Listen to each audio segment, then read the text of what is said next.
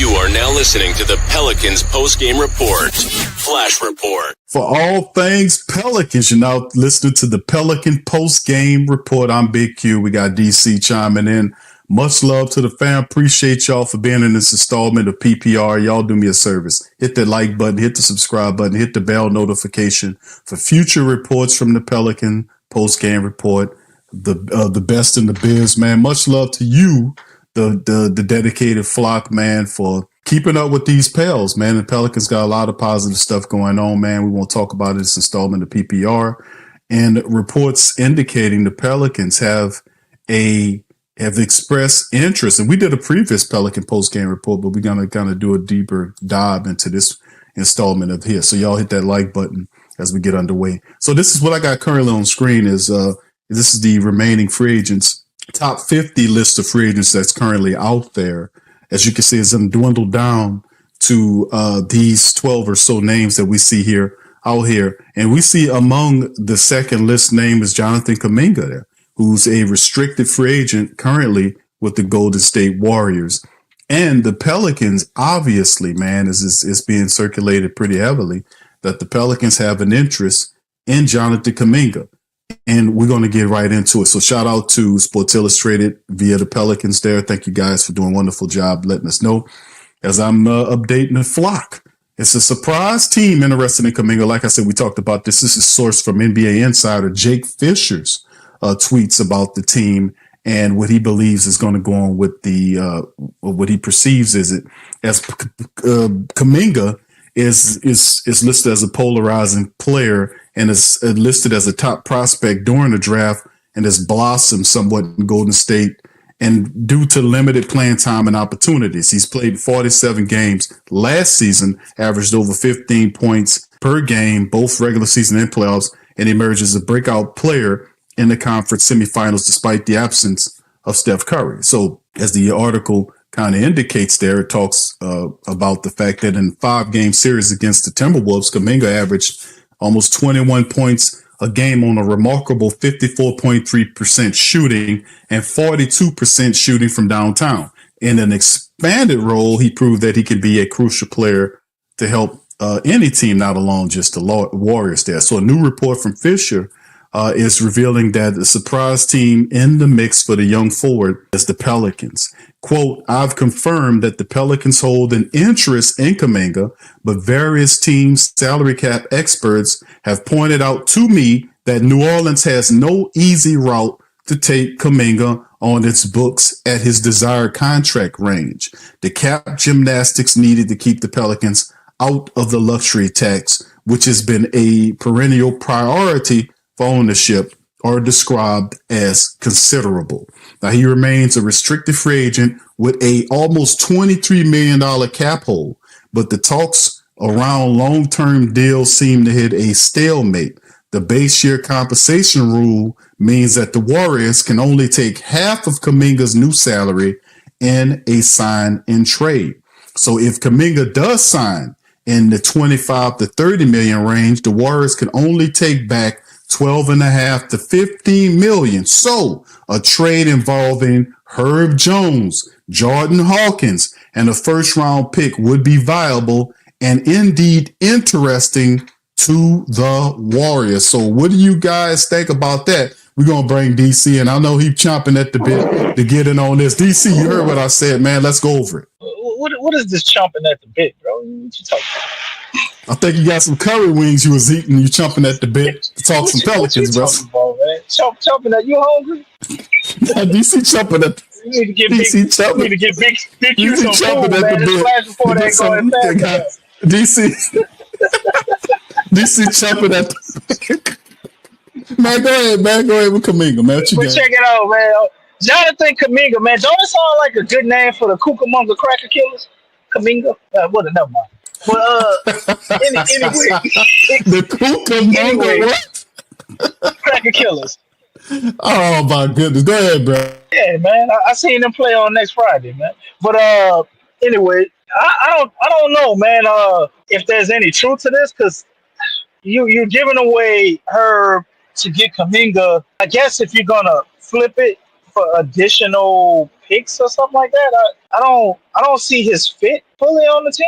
But maybe I'm not familiar enough with Jonathan Kuminga's game because I'm thinking about him from the standpoint as how does he fit with Zion, Trey, and the rest of the guys we got on the team. And to me, at least from what I've seen, I didn't watch a whole bunch of the Timberwolves series. He wasn't the best shooter. I definitely want somebody to be a shooter, at 28 mil. He also didn't come off to me as like some stellar defender.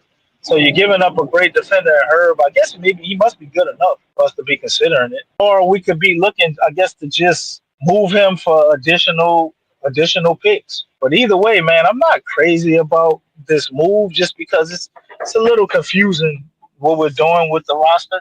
But if they're doing it because they know they aren't going to re-sign her, right? And they are going to re-sign Jordan Hawkins, which, as much as I hate to say it, I think his time has come and passed.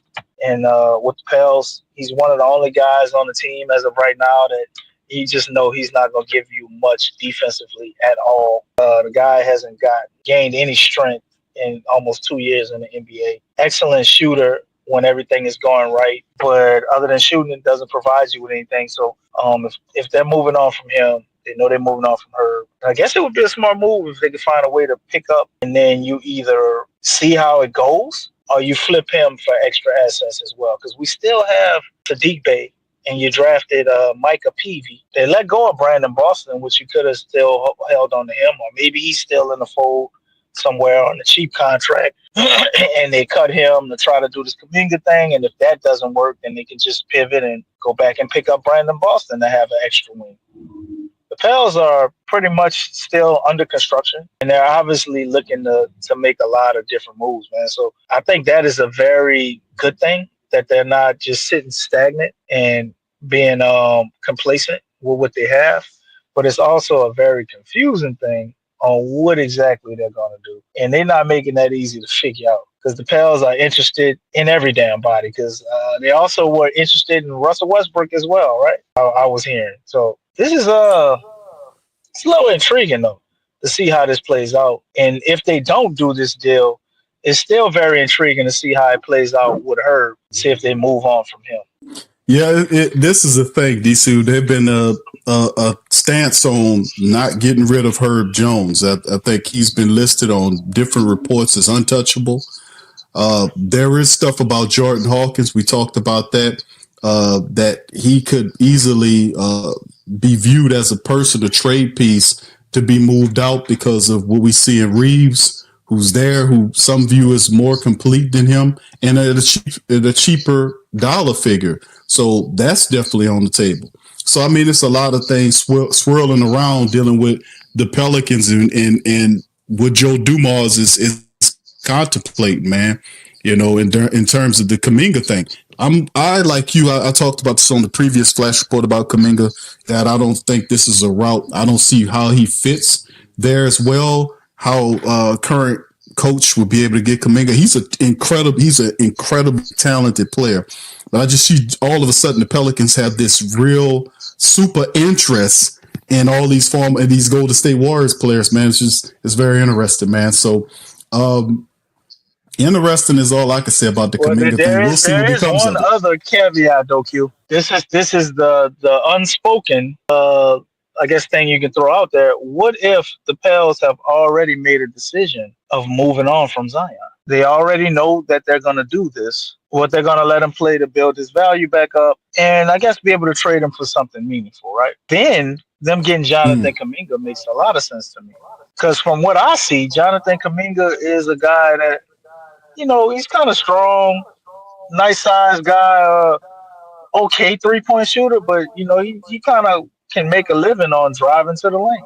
And then you see the team start to take shape, built around that. And I guess Trey Murphy would be the focal point of the team. And then you have Jordan Poole and you got Kevon Looney and, you got the 2022 Warriors. There you go, bro. We won a championship, right? Listen, I hear you with the Zion Williamson thing. I'm not going to poo-poo a lot of stuff. I still don't think I don't think they're done with Zion just yet. I get it. How do you make sense of this without? Or maybe it's something that they're like, okay, you have to do this move if you're gonna do it in the off season. You can't. I don't think you go into the season and do this, right? Right. This is an off-season move, bro. So, I mean, it has to be, which puts a tremendous amount of pressure on the head coach to get it right. But to me, I looked at, I'm like, I don't see what they're trying to do. But if the reports are right, they're saying that the Warriors are interested in moving Kuminga for Herb Jones and some capital. And of course, Jordan Hawkins has been thrown in there as well. So time will only tell if this is something, but this is something that seems to be picking up steam, DC. Right. But if he is, do you think Jonathan Kuminga is a better player than Herb Jones? I don't think he's a better fit on the team. Yes, on better player. I think Zion goes with, but he is a better player, right? I would say he's a better player than Herb Jones. No disrespect. I think he's a better scorer than Herb. I think not defensive wise, he's a good defender. I don't know if he's Herb Jones good, but if you put it all together, I would have to say he's more of a complete player at this stage than Herb Jones is. Yes. Okay, so if the Pels know they're not keeping Herb Jones, would it make and like I said, Jordan Hawkins, wouldn't it make sense to get Jonathan Kuminga? I guess just purely from an asset standpoint, you throw the 2002 Warriors out there with Willie Green, and hopefully see what sticks, and you give him some minutes in the Herb spot alongside Trey and Zion and all of this, and they try to see what happens, and you would want him to look good, right? And then they just move off of him after the year's over or at the trade deadline. Wait, how much would how many years would he have left on his contract? He's a free agent after this year, or that's a player option he's under? He's restricted. Yeah, he's under a restricted deal, so they got him this, So it would be a deal deal that facilitate the a sign and trade to wherever he needs to go. So but he's not going to work for cheap. But yeah, you bring a point that if the Pelicans are looking to move beyond some of these players. They'd have him under contract, and then it gives you ammunition to kind of reset and make a better move, right? Because this year, regardless of what the Pels do, we want them to be competitive. We don't want to give a team a high draft pick. Shout out to the Indiana Pacers. They traded Miles Turner. So if they fall through the floor, I think we still could get that pick was top 4 protected that we gave to Indiana. So if it's in the top 4, we still could get, one of those draft picks. But Milwaukee looks like they're going to be hopefully decent, and we're trying to do the same. And then next year, you can kind of round out the roster based on what you figured out this year, because DeJounte Murray has to come back. I don't think they just want to get rid of him and have to give up another asset to get rid of him. So you let him come back, prove he's healthy, and then you can move off DeJounte Murray with a combination of Kuminga to go get whoever. Shit, you could try to get Steph Curry if you want to. That'd be enough money. So I don't know, man. From an asset standpoint, I think they're on to something. But just as a fit with the team as currently constructed, it don't make a lot of sense to me, unless we're moving Sadiq Bey as well. Because what are we doing? We're gonna have all these wings, and 2 of them you're paying $30 million to. Yeah, it's gonna be interesting, weird. DC. It is the vision of what Joe Dumars sees, man. Here for this team, man.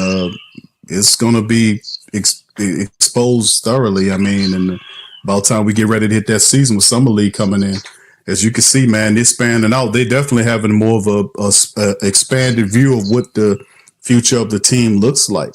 With if Zion Williamson is the key piece currently, DC, if you see what we got right here, he's unrestricted in 28-29. So we have a 3-year window if that was the case. And some people would see it as a 2-year window. If you have some of these guys, they added like Jordan Poole, he has 2 years remaining. They gave a $16 million 2-year contract to Kevon Looney. So, it's based on the window to win has to happen now. We see Trey Murphy has 3+ years left on his agreement, but everybody else, DC, you're looking at like a 2-year window here on some of these other guys. So DeJounte Murray, he's unrestricted in 2028.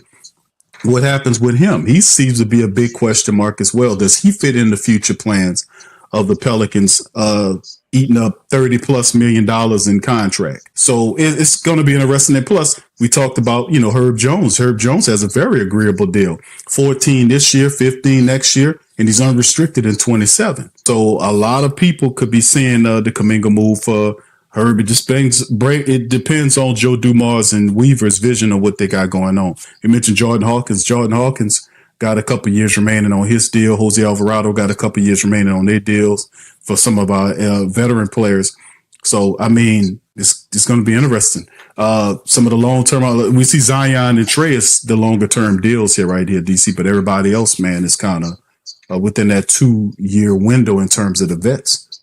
So maybe that's what Joe is looking at, getting them another big piece to go along with Zion and Trey and some of the younger players there, and hoping that'll be enough to push the Pelicans over that line to make them a legit playoff team and maybe even get beyond the second round if we'd be so fortunate, man, with good head coach and leadership at the top. It's no telling, bro. We just have to wait and see.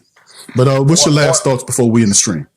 One other issue, man. What if? Because this is something I'm going to throw a curveball nobody considered. What if the Pelicans have actually been thorough in their evaluations this time, and they've predetermined that Herb Jones' shoulder isn't right, and it'll never be right, and maybe it's messed up in shooting form or something that they know that nobody else does? What if you have a situation like that? And then, to me, that starts to make sense of all of this activity and talk of moving Herb. Well, DC, that would make a lot of sense, to be honest with you, because the Pelicans have the true scouting, the injury reports, the medicals, the full medicals and timelines on the players that we have. The Jordan Hawkins, we talked about the Jordan Hawkins injury that he had, that he'll be dealing with. There could be something like that for Herb Jones, who has been dealing with injuries too on the back end. So, it's a very solid commentary. And it is also it's definitely a potential to it, a great deal of potential to that, being that they do have all that information. So you might have something. But then again, why would the Warriors want to take on such a player if that was indeed the case? Because they may not know. But the other aspect could be DeJounte Murray is very intriguing and has always been very intriguing to the Warriors. And they know that they don't want Jonathan Kuminga. We know we don't want DeJounte. It's just kind of a thing that works for both sides. But, you throw in Jose Hawk or something in there, something to sweeten the deal. I don't want to see any more draft picks. I don't really want to give up Jose. But how do we facilitate that? You're going to have to move on from DeJounte Murray. I think the best way to do that would be something like this if they're high on him. They have to be pretty damn high because his Achilles is torn. So that's what I'm saying. That will squash the deal, in my opinion, because of Murray's current injury situation. One and done Nola for DeJounte Murray, just like that. Boy, that would be interesting. But the way they're building the team, Kuminga is already leaving, though. You know what I'm saying? So it's like the Warriors are taking a risk because of the contract of DeJounte, because he got 2 more years, I think, after this, right? Or 1 more year. I don't remember if it's 2 or 1. But they're already DeJounte. Oh, hold on, let me put it back up here. Murray has getting rid of. Go ahead, I'm sorry. Murray got 3 years remaining on his current deal. DC 25, 26, and 27. He's restricted in 28. His money spikes to 32, almost 33 next year. They're already getting rid of. They already know they're getting rid of Kuminga, right? So, like, if they're getting rid of him and he's leaving and they're not going to resign him, right? They've made this determination. Like, why not? If this is the guy you feel strongly about. I mean, we did hear that the Warriors were reaching out to Dame Lillard and considering picking him up, which I think that's probably a way better option. But nonetheless, DeJounte is more defensive, and you kind of want somebody like that outside of Steph. Steph isn't a traditional point guard in the sense that DeJounte could run some sets and, do some stuff. And Steph can play off ball like way better than what's your dude he was over there with in Atlanta? Damn, I don't know why I can't remember his name right now. What, Trey? Trey Young. Steph is a way better off-ball player than Trey Young will ever be. What they tried to do in Atlanta could actually work with him with the Warriors, but all of that shit is a long stretch. Yeah, I'm just saying they're saying they're in talks with Dame and considering rehabbing them. Maybe they got this excellent facility. I don't remember who they brought back from Achilles, but maybe they got some good doctors and shit over there. Q. Maybe they know something we don't. They get DeJounte and he wound up being All-Star again, and we got Kuminga. And he's just Kuminga. Man, listen, we'll see, man, because it's going to be interesting, bro. Who knows, bro? It's very interesting to me that the Pelicans are showing interest in Kuminga and what role he'll serve. You might be on to something about the injury report. It's a crazy time, and it's a lot of movement. We'll see what the vision is on those Pelicans, man. And also, before we leave, you guys, got a couple of more topics to throw at you guys. The report that the Lakers inquired about Yves Missi, man, by Siegel of the NBA, talked about that. They reached out to the Pelicans. They've also been reaching out to other teams about centers and bigs. They have reached out to Utah about their big that nobody seems to want. Kessler. They didn't like the asking price for Kessler.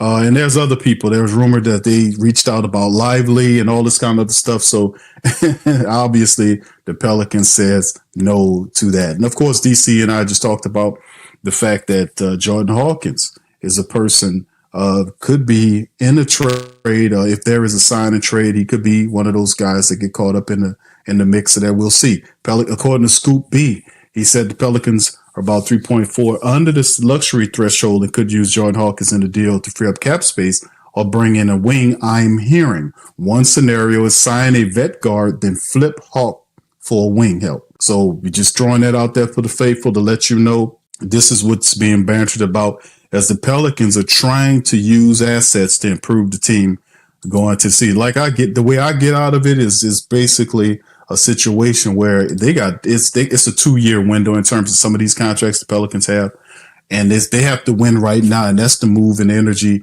that Joe Dumars is currently moving in. So it's Jonathan Kuminga is in that next wave of moves for the Pelicans. We shall see. But listen, y'all tell us what you think and how it should go. Coming up. Fill up the comment section. Let us guys know. Let me and DC know how you feel about the topics we covered today on this PPR. Y'all tell us in the comment section, should the Pelicans trade for Jonathan Kuminga? If so, if you think they should, what should be given up to get him? What should the lineup look like?